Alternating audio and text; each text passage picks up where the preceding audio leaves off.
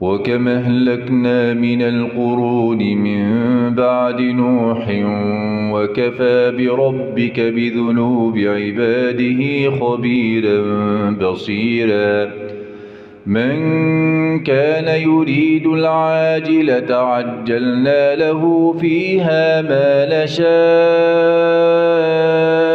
لمن نريد ثم جعلنا له جهنم يصلاها مذموما مدحورا ومن أراد الآخرة وسعى لها سعيها وهو مؤمن فأولئك كان سعيهم مشكورا كلا نمد هؤلاء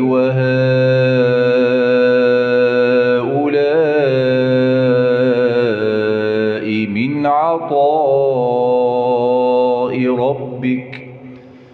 وما كان عطاء ربك محظورا انظر كيف فضلنا بعضهم على بعض وللآخرة أكبر درجات وأكبر تفضيلا